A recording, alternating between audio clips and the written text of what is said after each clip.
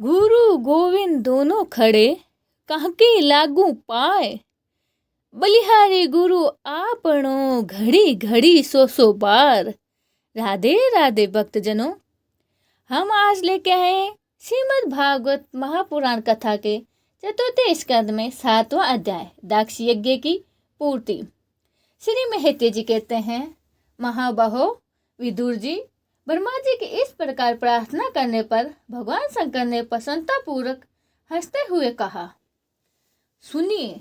श्री महादेव जी ने कहा, प्रजापति, भगवान की माया से मोहित हुए दक्ष जैसे ना समझो कोई अपराध की मैं न ही चर्चा करता हूँ और न ही मैं उन्हें याद रखता हूँ। मैंने तो केवल सावधान करने के लिए ही उन्हें थोड़ा सा दंड दिया था। दक्ष प्रजापति का सिर जल गया है, इसीलिए उनके बकरे का सिर लगा दिया जाए। भगदेव मित्र देवताओं के नेत्र से अपना यज्ञ भाग देखे। पुष्पा पिसा हुआ अन्न खाने वाले हैं, वह उसे यजमान के दांतों से भक्षण करे तथा अन्य सब देवताओं के अंग प्रत्यंग भी स्वस्थ हो जाएंगे, क्योंकि उन्होंने यज्ञ से बचे हुए पदार्थों को मेरा भाग निछिन्न किया था। अदयु आदि यज्ञों को मैं जिनसे भुजाएं टूट गई थी, वह अश्वनी कुमार की भुजाओं से, और जिनके हाथ नष्ट हो गए वह पुष्पों के हाथों से काम करे तथा भृगु जी के बकरे की सी दाढ़ी मूछे हो जाएगी। श्री महते जी कहते हैं, वत्स्य विदुर, तब भगवान शंकर के वचन सुनकर सब लोग प्रसन्न चित्त से धन्य धन्य कहने लगे। फिर सभी देवताओं और ऋषियों ने महादेव जी से दक्ष की यक्षशिला से पधारने की प्रार्थना की, और तब वह उन्हें तथा ब्रह्मा जी को साथ लेकर वहां गए। वहां जैसे जैसे भगवान शंकर ने कहा था उसी प्रकार सब कार्य करके उन्होंने दक्ष की धड़ से यज्ञ पशु का सिर जोड़ दिया। सिर जुड़ जाने पर रुद्रदेव की दृष्टि पड़ते ही दक्ष तत्काल सोकर जागने के समान ही उठे और अपने सामने भगवान शिव को देखा। दक्ष शंकर द्रोह की महिमा कया से कलयुक्त हृदय उनका दर्शन करने के लिए शरत कालीन सरोवर के समान स्वस्थ हो गया।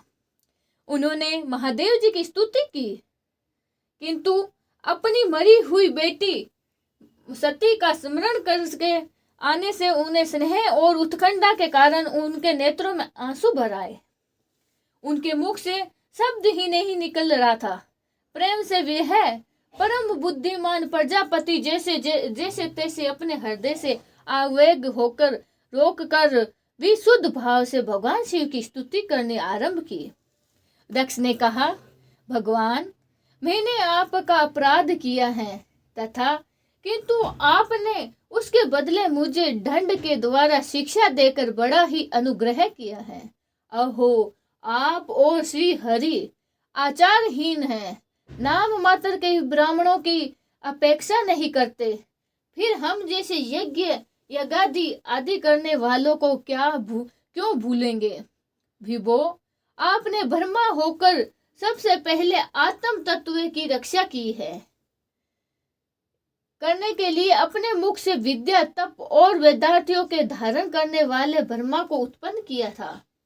जैसे चरवाहा लाठी देकर गौ की रक्षा करता है, उसी प्रकार आप उन ब्राह्मणों की सब विपत्तियों से रक्षा करते हैं। मैं आपके तत्व को नहीं जानता था, इसी से मैंने भरी सभा में आपको अपने बागबानों से भेदा था, किंतु आपने मेरे इस अपराध का कोई विचार नहीं किया।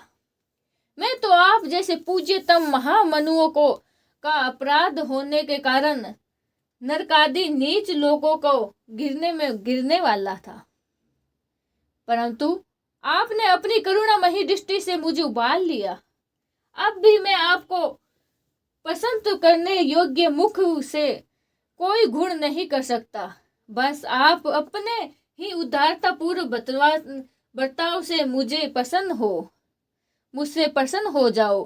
श्री मेहते जी कहते हैं, आशुतोष शंकर से इस प्रकार अपना अपराध क्षमा कराकर दक्ष ने ब्रह्माजी से कहने पर उपाध्याय ऋषि आदि की सहायता से यज्ञ कार्य आरंभ किया।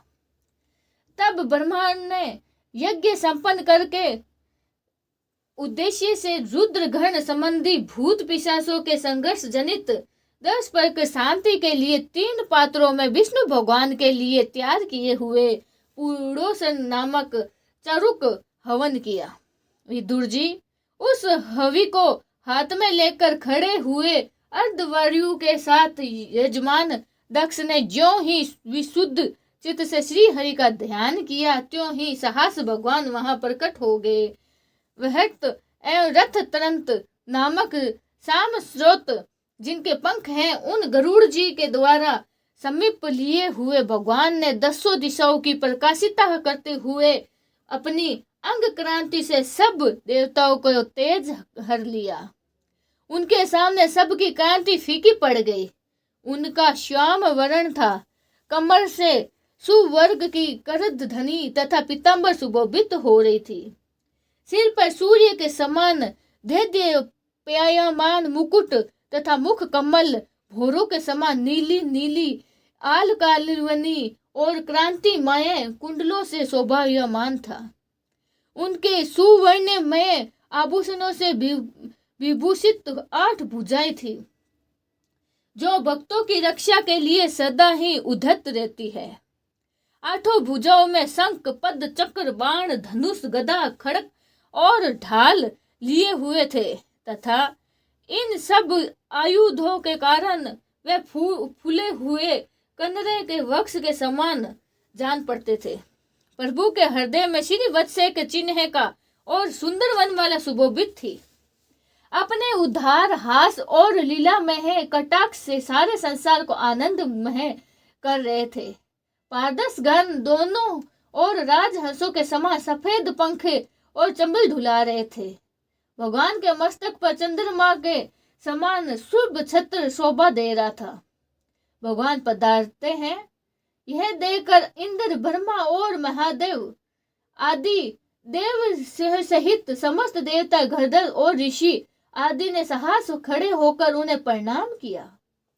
उनके तेज से सबकी कांति फीकी पड़ गई, जिह्वा लड़खड़ाने लगी कि सब के सब शक पका गए और मस्तक पर अंजलि बांधकर भगवान के सामने खड़े हो गए। यद्यपि भगवान की महिमा मातक ब्रह्मा आदि के मति भी नहीं पहुंच पाती, तो भी भक्तों पर कृपा करने के लिए दिव्य रूप में प्रकट हुए श्री हरि वे अपनी अपनी बुद्धि के अनुसार स्तुति करने लगे। सबसे पहले प्रजापति दक्ष एक उत्तम पात्र में पूजा की सामग्री ले नंद सुगंधित पारदर्शों से घिरे हुए प्रजापतियों के परम गुरु भगवान यज्ञेश्वर के पास गए और अति आनंदित होकर विनती भाव से हाथ जोड़कर प्रार्थना करते हुए प्रभु के शरणागत हुए। दक्ष ने कहा, भगवान अपने स्वरूप में आप बुद्धि की जागृतदारी संपूर्ण अवस्थाओं से रहित शुद्ध चित्त में है, वेदरहित अतएव निर्भय हैं। आप माया का तिरस्कार करके स्वतंत्र रूप से विराजमान है। तथापि जब माया से ही जीव भाव को संस्कार कर उसी माया में स्थिर करते हो, तब अज्ञानी से ही दिखने लगते हैं। ऋषि जनों ने कहा, अपराधी हित प्रभु, भगवान रुद्र के पधारने पर अनुचर नंदीश्वर के शाप के कारण हमारी बुद्धि केवल कर्म कांड में ही फंसी हुई है। अतएव हम आपके तत्वों को नहीं जानते हैं, जिसके लिए इस कर्म का यही देवता है। ऐसी व्यवस्था की गई है, उस धर्म पर्वती के प्रयोजन वेद वही के प्रतिपादित यज्ञों को ही हम आपका स्वरूप समझते हैं।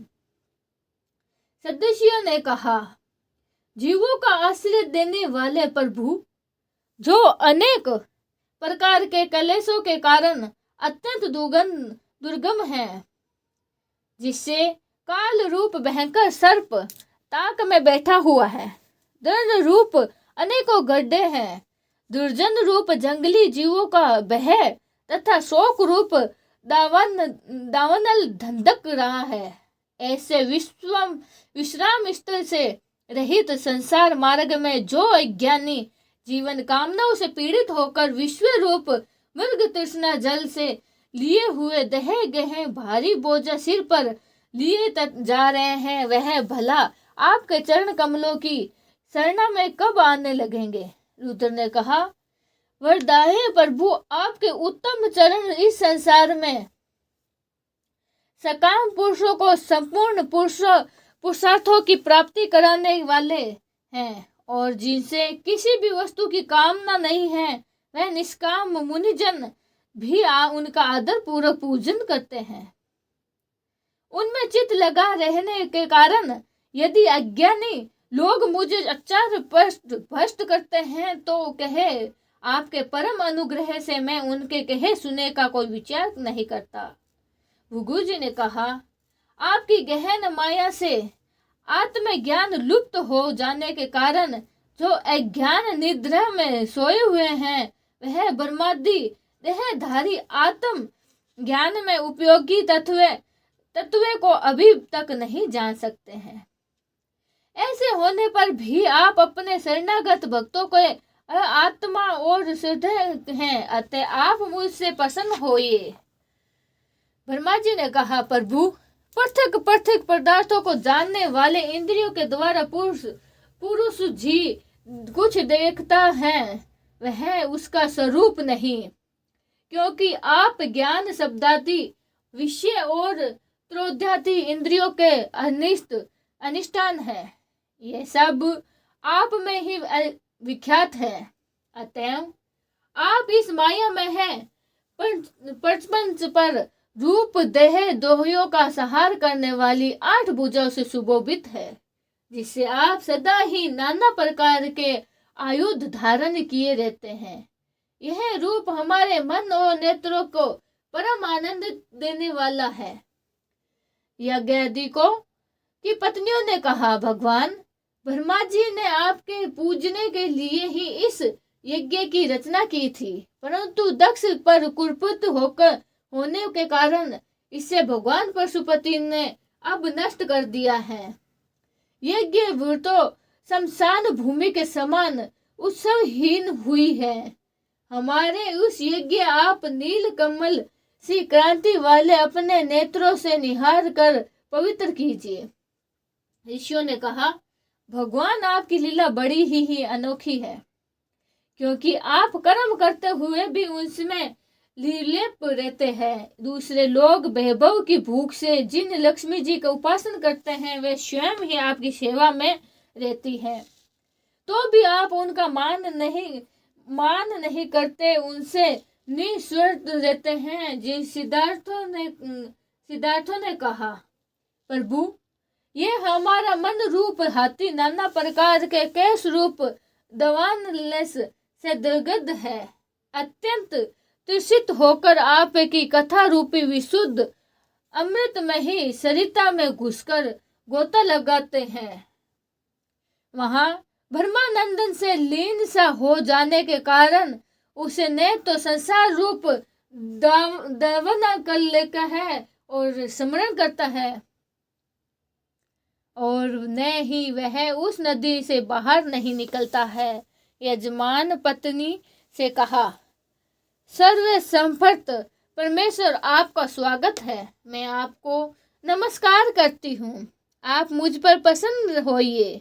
लक्ष्मीपते, अपनी प्रिय लक्ष्मी जी के सहित आप हमारी रक्षा कीजिए। योगेश्वर, जिस प्रकार सिर के बिना मनुष्य का धड़ अच्छा नहीं लगता, उसी प्रकार अन्य अंगों से पूर्ण होने पर भी आपके बिना यज्ञ की शोभा नहीं होती है।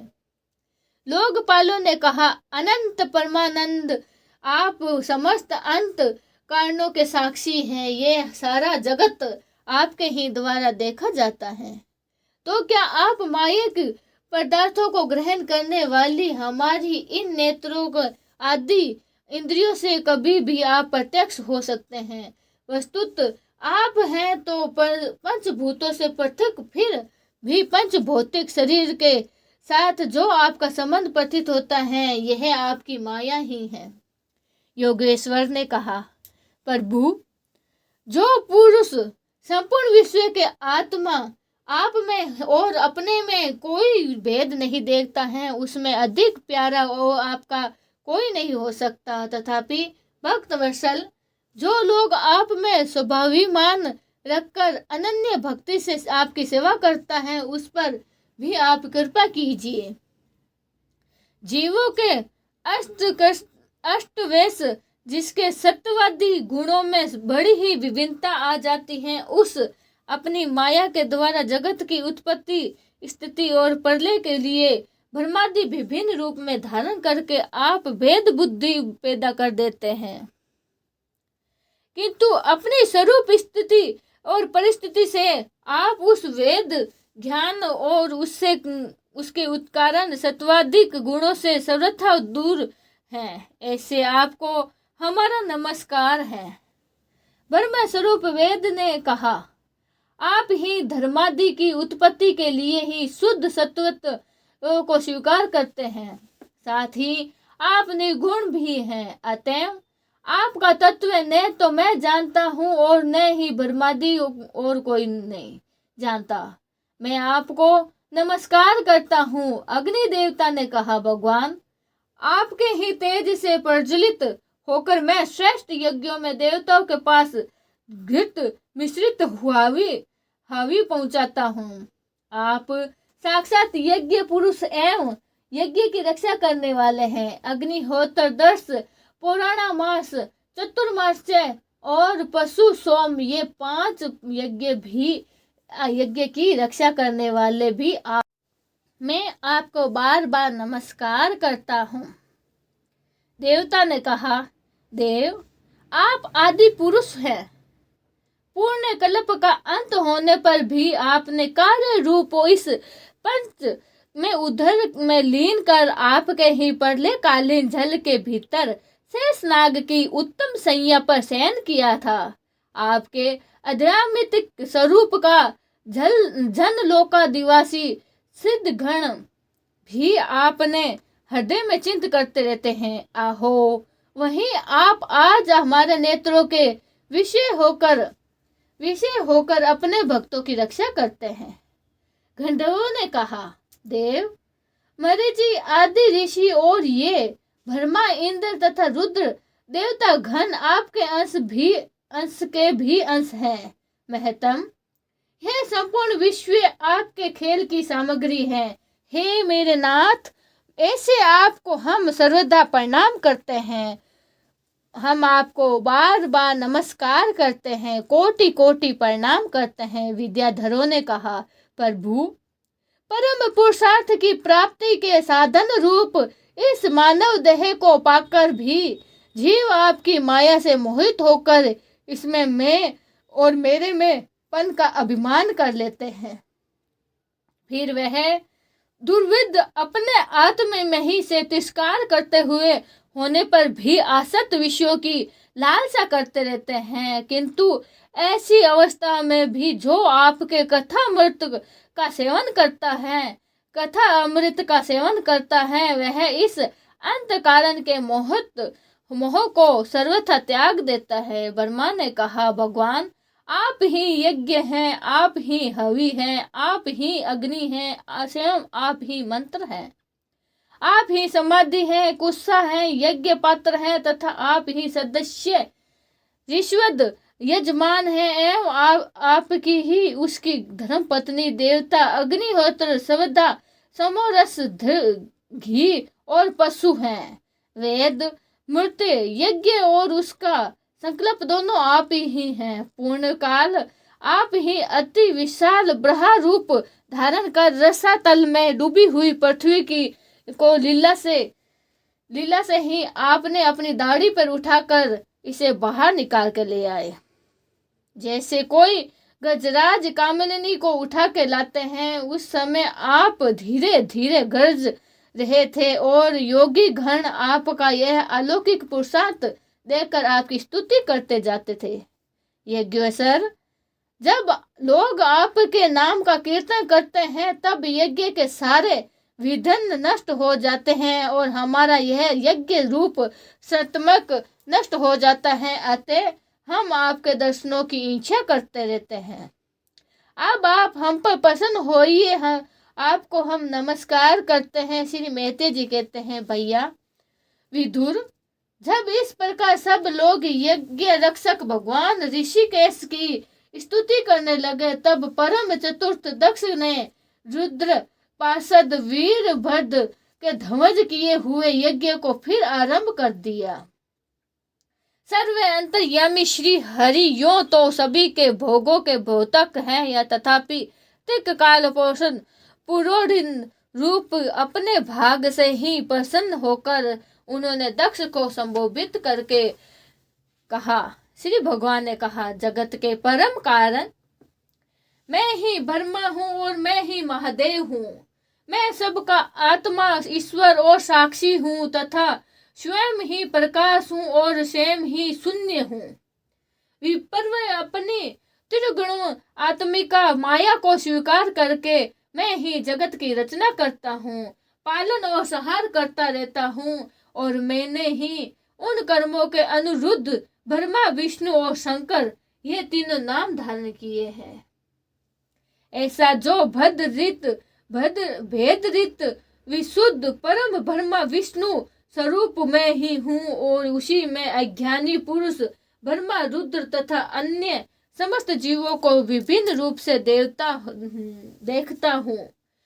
जिस प्रकार मनुष्य अपने सिर और हाथ आदि अंगों से ही ये मुझे भिन्न है, ऐसी ही बुद्धि कभी नहीं करता, उसी प्रकार मेरा भक्त प्राणी मात्र को ही मुझ में भिन्न नहीं देखता है। हम ब्रह्मा, विष्णु और महादेव तीनों स्वरूप एक ही है और हम ही संपूर्ण जीव रूप हैं। अतः जो हम में कुछ भी भेद नहीं देखता वही शांति को प्राप्त करता है। श्री मेहते जी कहते हैं, भगवान के इस प्रकार आज्ञा देने पर प्रजापति के नायक दक्ष ने उनका त्रिकालपाल यज्ञ के द्वारा पूजन करके फिर अंगभूत और प्रधान दोनों प्रकार के यज्ञों से अन्य सब देवताओं का आचरण किया।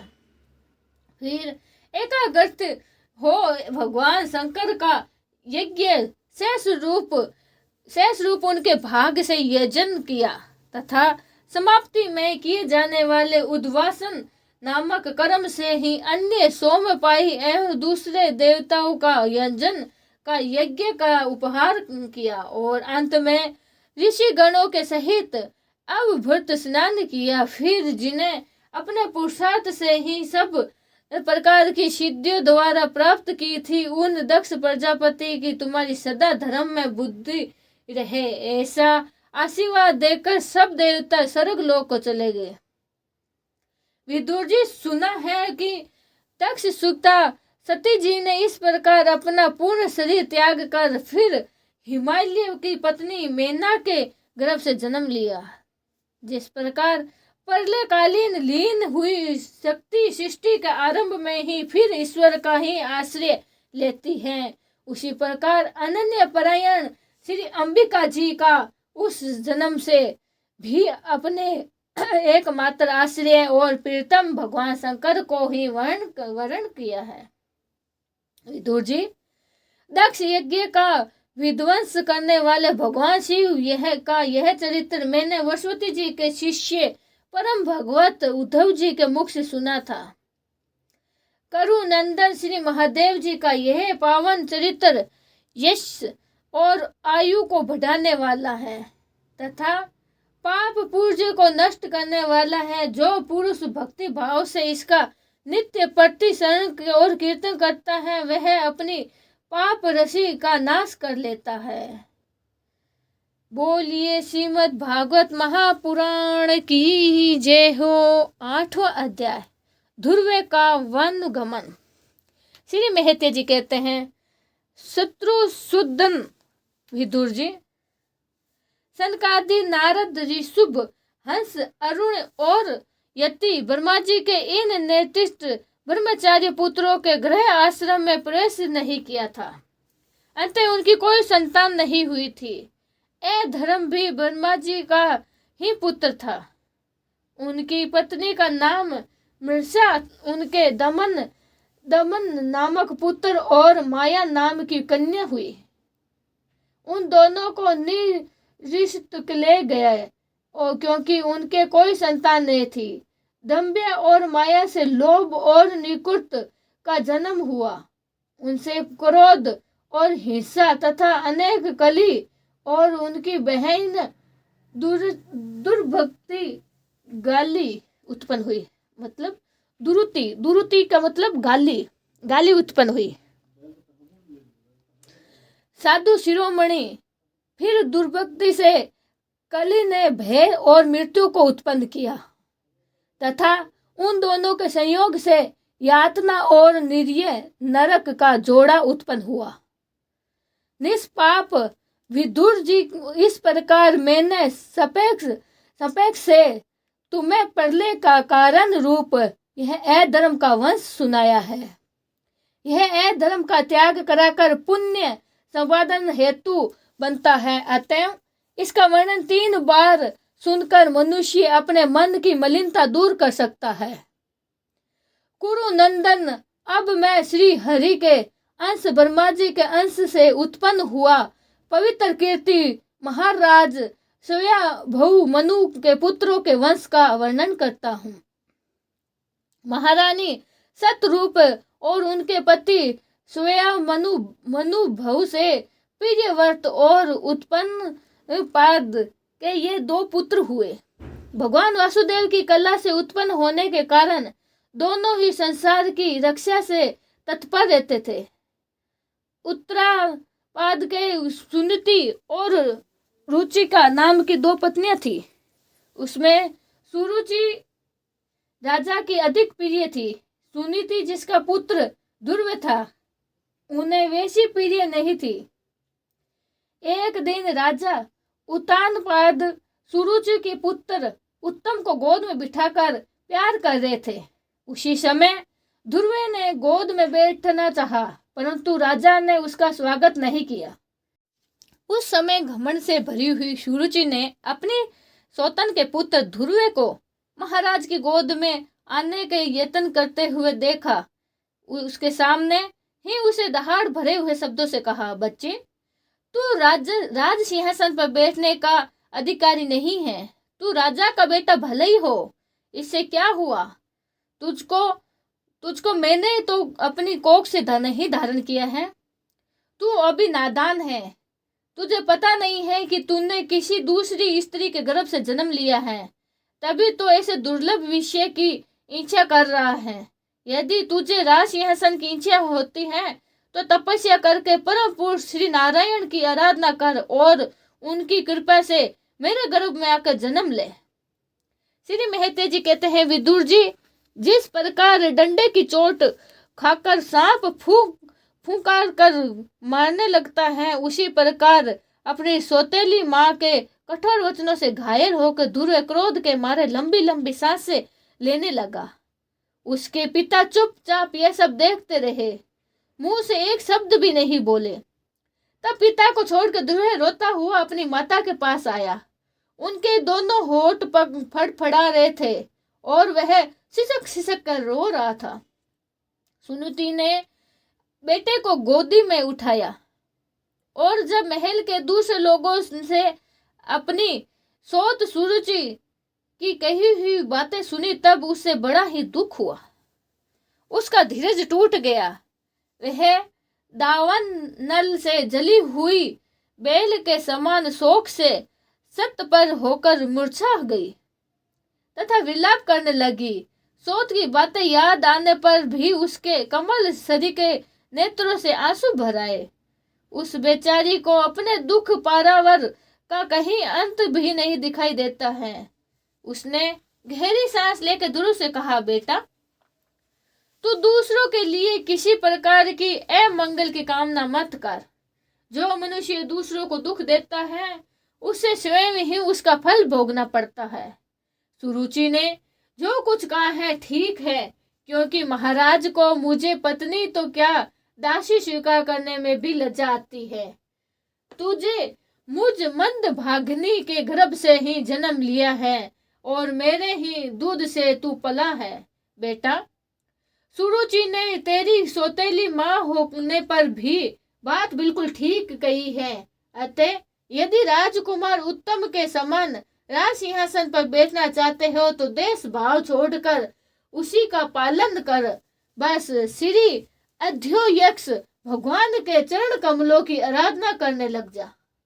संसार का पालन करने के लिए सत्व गुण के अग्निकार करने वाले उन हरि की श्री हरि के चरणों का आराधना करने से ही तेरे परदादा श्री ब्रह्मा जी को वह सर्वश्रेष्ठ पद प्राप्त हुआ है जो मन और वाणी किसे प्राणों को जीतने वाले मुनियों के द्वारा वंदनीय है। इसी प्रकार तेरे दादाजी स्वयं भव मनु ने भी बड़ी बड़ी दक्षिणाओं से करने वाले यज्ञों के द्वारा अनन्य भाव से उन्हीं भगवान की आराधना की थी।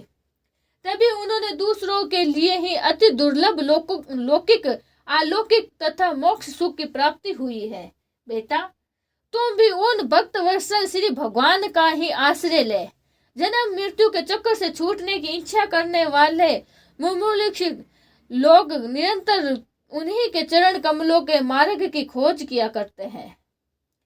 तू सर्व धर्म का पालन कर पवित्र हुए अपने चित्त में श्री पुरुषोत्तम भगवान को बैठा ले तथा अन्य सब का चिंतन छोड़कर केवल उन्हीं का भजन कर। बेटा, उन कमल दल लोचन श्री हरि को छोड़कर मुझे तेरे ही दुख को दूर करने वाला और कोई दिखाई नहीं देता है।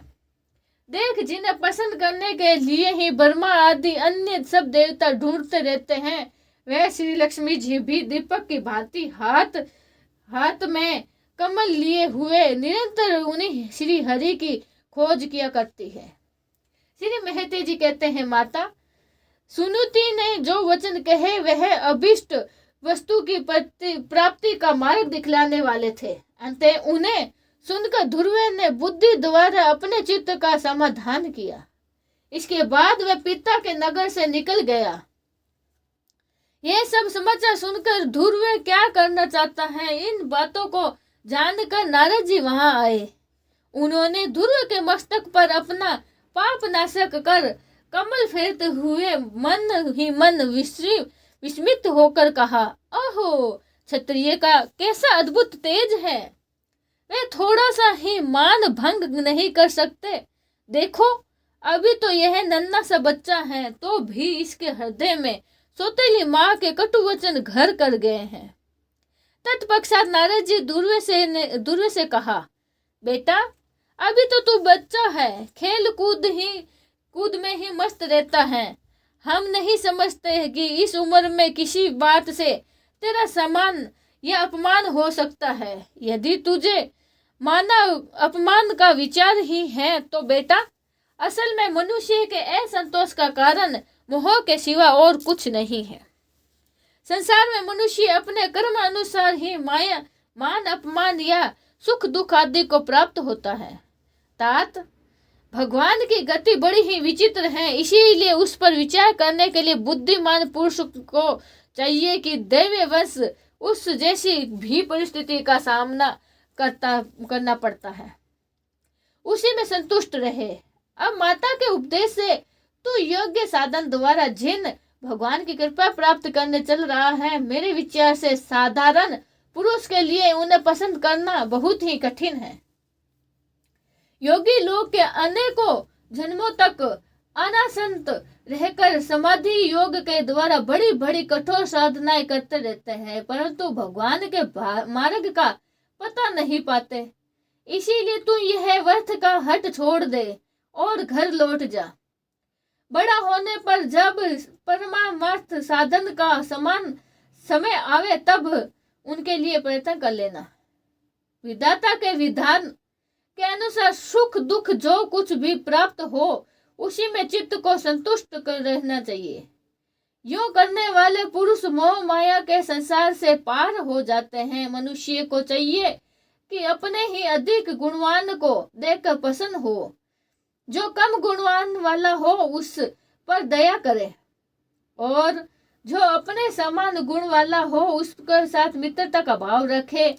यूं करने से दुख कभी नहीं दबता है। ध्रुव ने कहा, भगवान, सुख दुख से जिनको चित्त चंचल हो जाता है उन लोगों के लिए आपने कृपा करके शांति का यह बहुत अच्छा उपाय बताया है, परंतु मुझ जैसे अज्ञानियों को दृष्टि यहाँ तक नहीं पहुंच पाती। इसके सिवाय मुझे घोर क्षत्रिय स्वभाव प्राप्त हुआ है, अतएव मुझ में विनय का प्राय अभाव है। सुरुचि ने अपने कुटवचन रूपी बाणों से मेरे हृदय को विदीर्ण कर डाला है, विंध डाला है, इसीलिए उसमें आपका यह उपदेश नहीं ठहर पाता है। ब्राह्मण, मैं उस पद पर अधिकार नहीं करना चाहता हूँ जो त्रिलोकी में सर्वश्रेष्ठ है, जिस पर मेरे बाप दादा और कोई दूसरा भी आरूढ़ नहीं हो सकते हैं। आप मुझे उसकी प्राप्ति का कोई अच्छा मार्ग बताइए। आप भगवान ब्रह्मा जी के पुत्र हैं, संसार के कल्याणकारी लिए ही वीणा बजाते हुए सूर्य के भांति त्रिलोकी में विचरण करते रहते हो। श्री महते जी ने कहा। ध्रुव की बात सुनकर भगवान नारद जी बड़े ही प्रसन्न हुए और उस पर कृपा करके इस प्रकार उपदेश देने लगे। श्री नारद जी ने कहा, बेटा, तेरी माता सुनीति ने तो तुझे जो कुछ बताया है वही तेरे लिए ही परम कल्याण का मार्ग है। भगवान वासुदेव ही वह उपाय है, इसीलिए तू चित्त लगाकर उन्हीं का भजन कर। जिस पुरुष को अपने लिए धर्म, अर्थ, काम और मोक्ष रूपी पुरुषार्थ की अभिलाषा हो उसके लिए उनकी प्राप्ति का उपाय एकमात्र श्री हरि के चरणों की सेवा है। बेटा, तेरा कल्याण होगा। अब तू श्री यमुना जी के तटवर्ती परम पवित्र मधुवन को जा। वहां श्री हरि का नित्य निवास है। वहां श्री कालिंगा नदी के निर्मल जल से तीनों समय स्नान करके नित्यम कर्म से निवृत्त हो यथा विधि आसन बिछाकर स्थिर भाव से बैठना। फिर रोचक, पूरक और कुंभक 3 प्रकार के प्राणायाम से धीरे धीरे प्राण, मन और इंद्रिय दोष को दूर कर धैर्य युक्त मन से परम गुरु श्री भगवान इस प्रकार ध्यान करना। भगवान के नेत्र और मुख निरंतर प्रसन्न रहते हैं। उन्हें देखने से ऐसा मालूम होता है कि वह प्रसन्नता पूर्वक भक्तों को वर देने के लिए ही उद्यत हैं। उनकी नासिका, भौहें और कलोप बड़े ही सुनहरे हैं। वे भी सभी देवताओं के परम सुंदर हैं। उनकी तरुण अवस्था, सभी अंग बड़े ही सुबोलित है। लाल लाल होठ और रत्नारे नेत्र हैं। वह प्राण जनों के आश्रय देने वाले हैं। अपार सुखदायी, शरणगत, वत्सल और दया के समुद्र है। उनके वक्ष स्थलों के श्री वत्सल चिन्ह हैं। उनका शरीर सर्जल जल धरन के समान श्याम वर्णन है। वह परम पुरुष श्याम सुंदर, गले में वनमाला धारण किए हुए हैं। उनकी 4 भुजाएं हैं। शंख, चक्र, गदा और पद्म सुशोभित हैं। उनके अंग पर शंख, किरीटी, कुंडल, केयूर और कनक आदि आभूषणों से विभूषित हैं। गला कौस्तुभ मणि भी शोभायमान बढ़ा रही है तथा शरीर में रेशमी पीतांबर है। उनकी कटी प्रदेशों में कांचन की करधनी और चरणों में सुग वर्णनीय नुपुर शोभित है। भगवान का स्वरूप बड़ा ही दर्शनीय, शांत तथा मन और नयन को आनंदित करने वाला है। लोग प्रभु का मानस पूजन करते हैं। उनके अंतःकरण में हृदय कमल की कर्णिका का अपने ही नख मणि मंडिल मनोहर पदार अरविंद को स्थापित करके विराजते हैं। इस प्रकार धारणा करते करते जब चित्त स्थिर एवं एकाग्र हो जाए तब उन वरदायक प्रभु का मन ही मन इस प्रकार ध्यान करे कि वो मेरी ही अनुग्राही भरी दृष्टि से निहारते हुए मंद मंद मुस्कुराते रहते हैं। भगवान की मंगलमयी मूर्ति इस प्रकार निरंतर ध्यान करने से शीघ्र ही परमानंद आनंद में डूबकर तल्लीन हो जाते हैं और फिर वहां से लौटना नहीं है। राजकुमार, इन ध्यान के साथ ही जिस परम गुह मंत्र का जाप करना चाहते हो वह भी बतलाता हूँ। सुनो, इसका 7 रात जप करने से मनुष्य आकाश में विचरने वाले सिद्धार्थों का दर्शन कर लेता है। वह मंत्र ये है, ओम नमो भगवते वासुदेवाय, ओम नमो भगवते वासुदेवाय। किस देश और किस काल में कौन वस्तु उपयोगी है, इसका विचार करके बुद्धिमान पुरुषों को इस मंत्र के द्वारा तरह तरह की सामग्रियों से भगवान की द्रव्य में ही पूजा करनी चाहिए। प्रभु का पूजन विशुद्ध जल, पुष्प माला, जंगली मूल और फलादि पूजा में ही, विरुद्ध द्रव्यादि अंकुर वन में ही प्राप्त होने वाले वलकल वस्त्र और उनकी प्रेयसी तुलसी से करना चाहिए। यदि शिला आदि की मूर्ति मिल सके तो उसमें, नहीं तो पृथ्वी या जल आदि में भगवान की पूजा करें।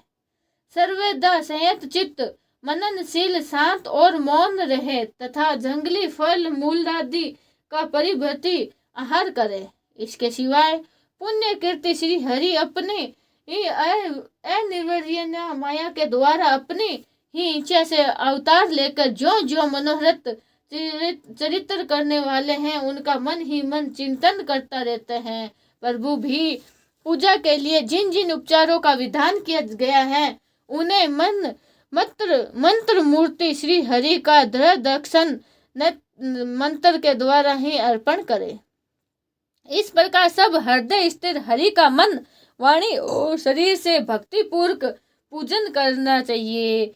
तब वह निश्चल छल भाव से भांति भली भजन करने वाले अपने भक्त के भावों को पढ़ लेता है और उन्हें उनकी इच्छा के अनुसार धर्म, अर्थ, काम और मोक्ष रूपी कल्याण प्रदान करते हैं। यदि आपका उपासक को इंद्रिय संबंधी भोगों में से वैराग्य हो गया हो तो वह मोक्ष प्राप्ति के लिए ही अत्यंत भक्ति पूर्व अविचलित क्षण भाव से ही भगवान का भजन करे। श्री नारद जी के इस प्रकार उपदेश पाकर राजकुमार ध्रुव ने परिक्रमा करके उन्हें प्रणाम किया। तुरंत उन्होंने भगवान के चरण चिन्ह के अंकित परम पवित्र मधुवन की यात्रा की। ध्रुव के तपोवन की ओर चले जाने पर नारद जी महाराज उत्तानपाद के महल में पहुंचे। राजा ने उनकी यथा योग्य उपचारों से पूजा की। तब उन्होंने आराम से आसन पर बैठकर राजा से पूछा। श्री नारद जी ने कहा, राजन, तुम्हारा मुख सूखा हुआ है। तुम बड़ी ही देर से किस चीज के सोच विचार कर रहे हो?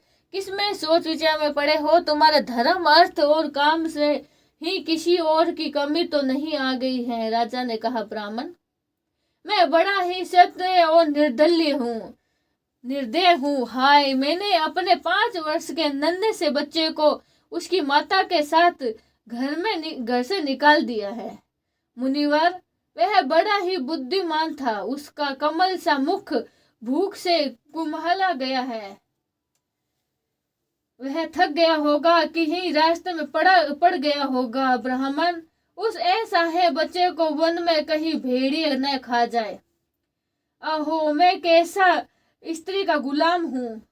मेरी कटुलता तो देखिए। वह बालक प्रेमवश मेरी गोद में बैठना चाहता था, किंतु मुझे दुष्ट ने उसका तनिक भी आदर नहीं किया। श्री नारद जी ने कहा, राजन, तुम अपने बालक की चिंता मत करो। उसके रक्षक भगवान है। तुम्हें उसके प्रभाव का पता नहीं है। उसका यश सारे जगत में फैल रहा है। वह बालक बड़ा ही समर्थ है। जिस काम को बड़े बड़े लोकपाल भी नहीं कर सकते, उसके पूरे करने में वह शीघ्र ही तुम्हारे पास लौट आएगा। उसके कारण तुम्हारा यश भी बढ़ जाएगा। श्री मेहते जी कहते हैं, देवर्षि नारद की बातें सुनकर महाराज उत्तानपाद राजपाट की ओर से उदासीन होकर निरंतर पुत्र की चिंता में रहने लगे। इधर ध्रुव जी ने मधुवन में पहुंचकर यमुना जी में स्नान किया और उस रात्रि में पवित्रता पूर्वक उपासना करके श्री नारद जी के अनुसार एकाग्रत चित्त में परम पुरुष भगवान श्री नारायण की उपासना करने आरंभ कर दी। उन्होंने 3 रात्रि के अंतर में शरीर के निर्वाह लिए केवल कथ और बेर के फल खाकर ही श्री हरि की उपासना करते हुए 1 मास व्यतीत किया। दूसरे महीने में उन्होंने 6 दिन के पूरे सूखे पत्ते घास खाकर ही भगवान का भजन किया। तीसरे महीने में 9 दिन में केवल जल पीकर ही समाधि योग द्वारा श्री हरि की आराधना की। चौथे महीने में उन्होंने सांस को जीत कर 12 दिन के लिए केवल वायु पीकर ही ध्यान योग द्वारा भगवान की आराधना की। 5वें मास में लगने पर राजकुमार ध्रुव सांस को जीत कर पर ब्रह्मा चित्त करते हुए एक पैर से ही खंबे के समान निश्चल भाव से खड़े हो गए।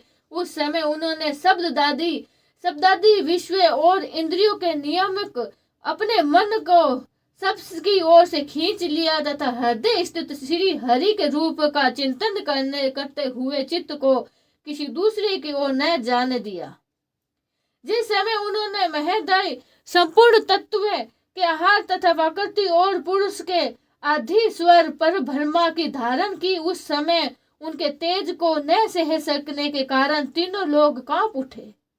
जब राजकुमार ध्रुव एक पैर से खड़े हुए तथा उनके अंगूठे से दबकर आदि पृथ्वी इस प्रकार झुक गई जैसे किसी गजराज के चढ़ने पर नाव पद पर दाहिनी बाहीं और डगमगाने लगती है। ध्रुव जी अपने इंद्र यज्ञ द्वारा तथा प्राणों को रोककर अनन्य बुद्धि विश्व आत्मा श्री हरि का ध्यान करने लगे।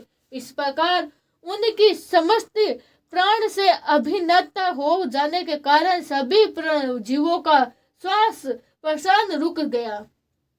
इससे समस्त लोक और परलोक की बड़ी ही पीड़ा हुई और वह सब घबराकर श्री हरि की शरण में गए।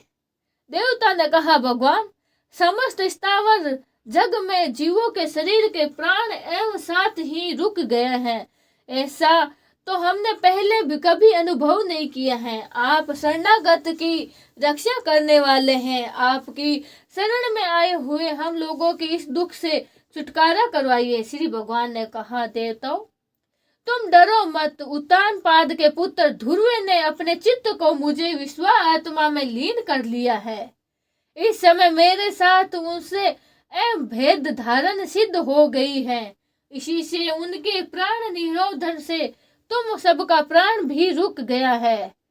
अब तुम अपने अपने लोगों को जाओ। मैं उस बालक को इस दुष्ट कर्तव्य से निवृत्त कर दूंगा। बोलिए श्री हरि भगवान की जय हो। बोलिए विष्णु भगवान की जय हो। बोलिए भक्त वत्सल श्री ध्रुव देवता की जय हो।